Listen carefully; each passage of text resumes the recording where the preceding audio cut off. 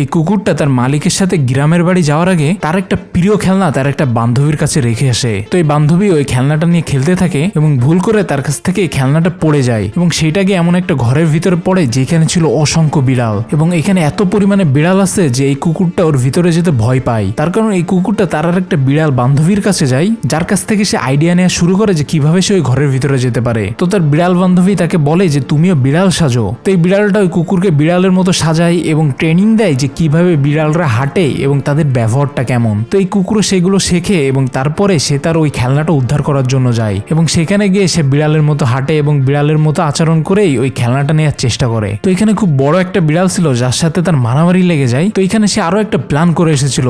সে একটা ইঁদুরের হাতে লেজার লাইট দিয়ে আসে এবং ওই ইঁদুর লেজার লাইটটা এমন ভাবে ব্যবহার করে যেটা দেখে সব বিড়ালরা ওটা ধরার চেষ্টা করে, কিন্তু এটা কেউ ধরতে পারে না আর এই বিড়ালটা ধরতে পারে। এটা দেখে অন্য সব বিড়ালরা মনে করে যে এটা হচ্ছে আমাদের বিড়ালদের রানী, যার কারণে সবাই তার ভক্ত হয়ে যায় এবং তার কথা শুনতে থাকে। আর এরই সুযোগ ব্যবহার করে যে কুকুরটা বিড়াল সেজেছে সে ওই খেলনাটা নিয়ে এখান থেকে চলে আসে।